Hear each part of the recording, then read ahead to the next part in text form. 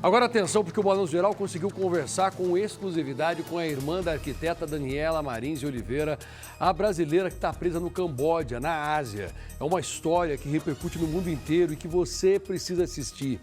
Para você não cair nesse tipo de ladainha e para você não permitir que teus amigos caiam. De repente você não quer trabalhar fora do Brasil, mas todo mundo conhece alguém que quer. E ela estava desempregada, recebeu essa proposta de emprego maravilhosa. Olha, você vai ganhar mais de 10 mil reais por mês, com todas as despesas pagas para você trabalhar aqui no Camboja. E ela simplesmente vai, acreditando que era um bom negócio, né? Tá desempregada aqui no Brasil, poxa, legal, ela vai para lá, consegue o dinheiro limpinho, porque prometeram para ela alojamento e uma série de outros benefícios. Só que quando ela chegou no local, é aí que vem o detalhe, ela descobriu que, na verdade, era para participar de uma central de golpes que fica fora do Brasil. Eles fazem essa central para aplicar golpes aqui no Brasil, só que eles colocam os trabalhadores lá fora, porque daí fica difícil da polícia descobrir quem é.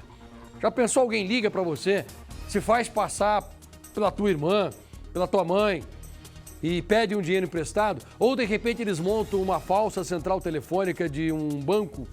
Sempre tem golpes diferentes, mas todos com o mesmo objetivo de arrancar dinheiro dos brasileiros aqui no Brasil.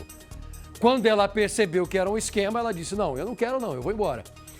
E a família está dizendo que quando ela disse que queria ir embora, ela sobe num carro e está indo a caminho do hotel, no meio do caminho para a polícia, e diz que ela era uma traficante porque os policiais teriam encontrado drogas na bagagem dela. É o que a família está dizendo. E eu falo para vocês que eu acredito que isso é possível. Talvez alguém assistindo pense, Passaia, mas eles só estão dizendo isso para livrar a cara dessa mulher. Gente, depois de todas as denúncias que nós já mostramos na Ásia e em outros lugares do Oriente Médio, não todos os países, mas alguns, é muito possível que isso tenha acontecido de verdade, Lombardi. Que essa mulher seja vítima de uma grande mentira, é ou não é? Não tenho dúvida, também acredito. Vamos ver a reportagem, põe no ar. Uma oportunidade de emprego que parecia um sonho. Um salário em dólares e a promessa de uma vida melhor do outro lado do mundo. Só que tudo isso acabou se tornando um pesadelo. Esta é Daniele Maris de Oliveira. A arquiteta de 35 anos nasceu em Minas Gerais, mas vive em João Pessoa, na Paraíba. Há 7 meses, Daniela resolveu viajar para o Camboja, na Ásia, em busca de um futuro. E hoje luta pela liberdade em uma prisão superlotada.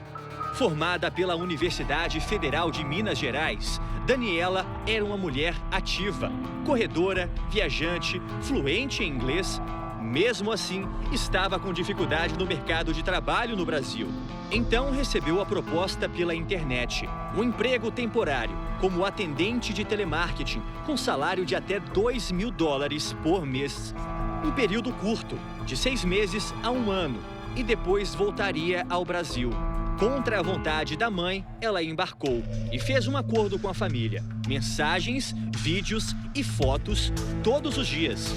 E ao chegar no Camboja, Daniela já se mostrou arrependida. Ao chegar, ela reparou que já tinha alguma coisa muito estranha, porque ela estava num lugar ermo, muito distante da capital, era tipo um complexo que não tinha nada ao redor, né? Nenhum vestígio de sociedade, nem nada. A brasileira logo teve o passaporte retido. Para a família, ela dizia esperar outras pessoas para o treinamento. E um mês depois, a verdade veio à tona. O trabalho? Aplicar golpes online, plataformas de apostas, criptomoedas, fraudes que movimentam trilhões no Sudeste Asiático. Daniela se recusou, quis voltar. E aí, o terror começou. Ela pediu, lá aos chefes que ela queria vir embora, que ela não queria estar realizando esse tipo de emprego. Ao longo desse período, ela conseguiu entrar em contato com a nossa família, mais com minha mãe, mas eram ligações muito estranhas, ela sempre estava com a cabeça meio abaixada, parecia que alguém estava a vigiando. As comunicações ficaram ainda mais estranhas. Nessa mensagem, ela escreveu Mana, em vez de Lorena, como sempre chamava a irmã. A família suspeitou. Alguém havia tomado o celular de Daniela. Pegaram o celular dela, entraram no WhatsApp e começaram a conversar comigo, se passando como ela. E aí eles começaram a nos extorquir, se passando por ela. Falava que se a gente não pagasse determinada quantia, ela seria vendida, que eles iriam fazer coisas horrorosas com ela. E mesmo a gente desconfiando que não era ela, porque a gente fazia perguntas íntimas e ela não conseguia responder.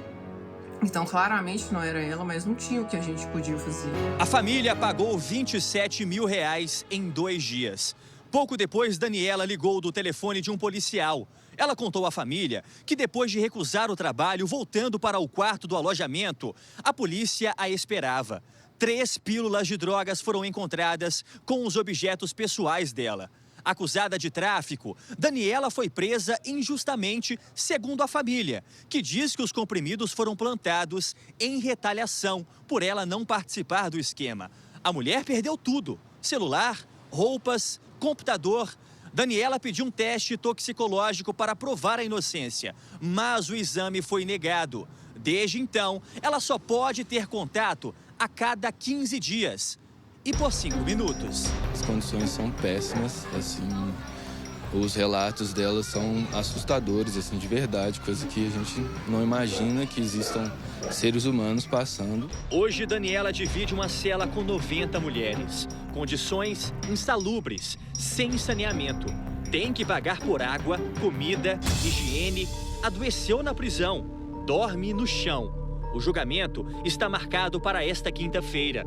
A família cobra do Itamaraty um tradutor, um representante legal e extradição. Que eu acho que isso é um mínimo, porque ela não fala Kemer. A gente quer a minha irmã de volta, com saúde e viva.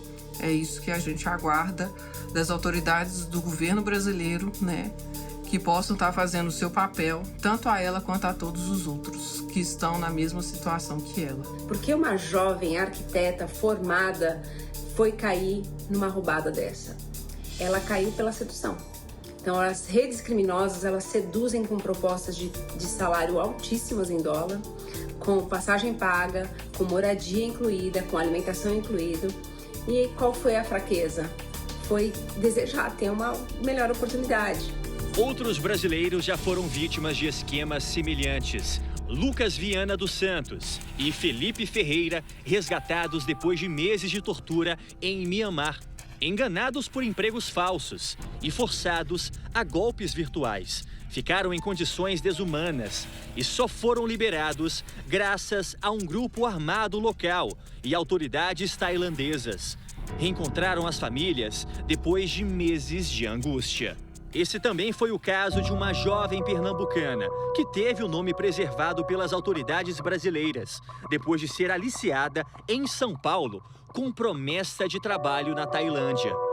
Acabou em Mianmar, presa em cativeiro por mafiosos chineses por 2 meses.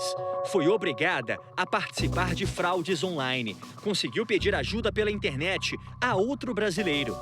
Uma ONG pagou R$4 mil pelo resgate e ela conseguiu voltar ao Brasil. Nós temos conhecimento de que há muitos jovens brasileiros nessa região, na mesma situação de vulnerabilidade, de escravidão, e que as suas famílias no Brasil também nem estão sabendo que eles estão lá.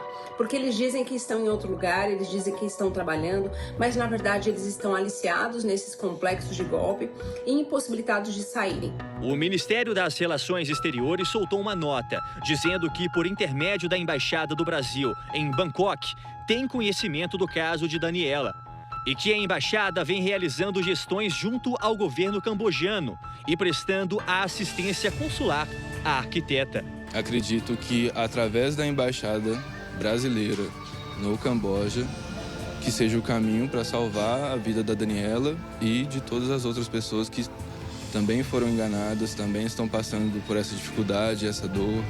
Nós somos presas fáceis, porque a nossa fragilidade é a nossa humanidade. O que a gente quer? A gente sonha com uma vida melhor. E isso nos faz presas fáceis para essas organizações criminosas. E tá todo mundo querendo um lugar ao sol, todo mundo querendo crescer. Infelizmente, eu acho que a menina foi vítima sim. Talvez você diga, mas passar como é que você está comprando a verdade se você não pode provar? diante de tudo o que eu já mostrei aqui para vocês, de pessoas que foram para o exterior e foram enganadas, e existem quadrilhas lá fora, sim, mentirosas, que enganam, que promovem trabalho escravo, que fazem um inferno na vida das pessoas. E quer só um detalhe? Por que eu acredito também na inocência dessa brasileira? Porque ela disse, gente, os policiais disseram que encontraram 3 pinos de drogas, deve ser de cocaína que eles colocaram, que são pinos, 3 pinos de drogas como se eu fosse usuária. Mas eu estou disposta a fazer o exame toxicológico para mostrar que eu não sou usuária de drogas. E as autoridades locais não permitiram que o exame fosse feito. Você entendeu? Então, poxa, ela está bem intencionada, ela está disposta a fazer o exame e não querem permitir que ela faça. Então, eu acredito na inocência dessa menina e eu acho que essa reportagem precisa ser refletida por todas as pessoas que, às vezes, olham na internet uma propaganda, alguma publicação sobre emprego fácil e rentoso lá fora. É mentira, cuidado.